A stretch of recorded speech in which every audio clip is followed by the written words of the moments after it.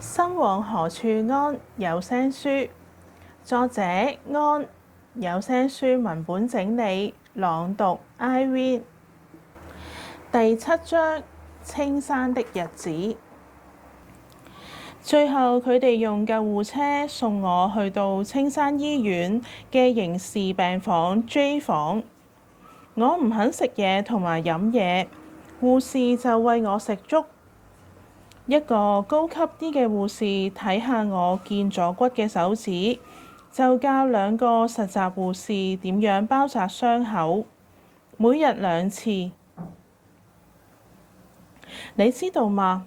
我竟然慶幸我喺去尼泊爾旅行之前打咗破傷風針，否則後果可大可小。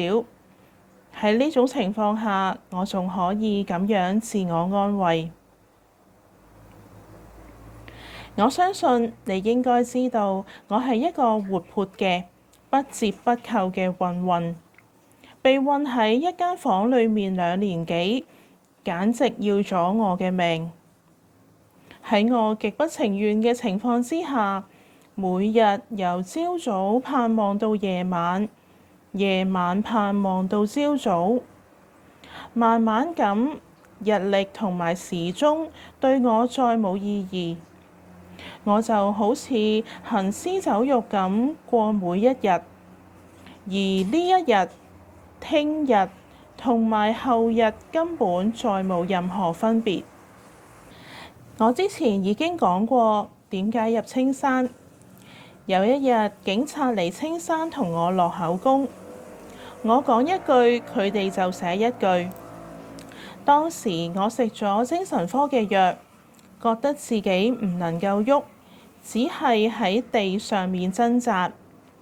佢哋問咗好多問題，我只係記得嗰個問話嘅女警叫阿蚊，佢攞咗鐘死咗嘅相片要俾我睇，但係護士長阻止佢。當我嘅傷口逐漸開始康復，佢哋將我由 J 房搬到 A 房。我喺呢度被綁住喺床上大約幾日或者1星期。好抱歉，喺床上面被綁住真係唔會有時間觀念。唔信嘅話，你可以試一試。呢間房係男女共住，係唔能夠照顧自己嘅病人。佢哋嘅起居飲食都要人哋照顧，一切都需要姑娘代勞，包括換尿片。咁我就有啲尷尬，畢竟大家都係成年人，時不時就會有啲3級嘅鏡頭出現。我除咗怕打針，仲非常之怕老鼠。我就喺嗰度見到幾隻比貓更大嘅老鼠。跟住我被送到屯門醫院嘅骨科病房，嗰度係女病房，住咗好多婆婆，佢哋年紀都好大。我喺屯門醫院住咗幾日，瞓唔着。任何人喺床上面整日瞓低都會瞓唔着。由於我食咗精神科藥，感覺好難受。你知道嗎？我嗰陣時竟然十分之懷念青山。點解？因為500尺嘅地方比起嗰張4乘6尺嘅床好得多。其實係因為屯門醫院唔單止唔可以洗頭沖涼，只可以用布抹身，大小二便都要親人代勞。終於我嘅手指接咗骨，縫咗5針，呢一世注定唔能夠再戴鑽石戒指。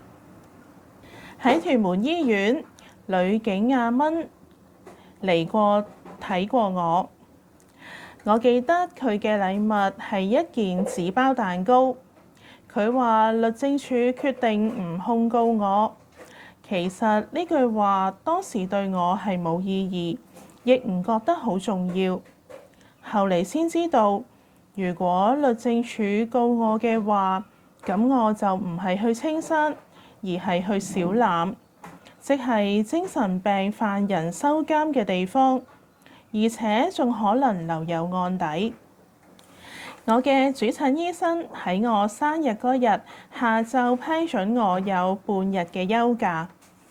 第二日，病房嘅護士長話俾我聽，我係第一個有刑事案件背景嘅人可以走出青山度假。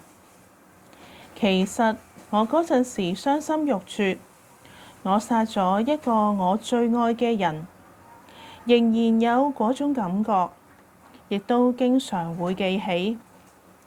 而家講起嚟就輕鬆，但嗰陣時嘅苦痛又有邊個能夠體會到？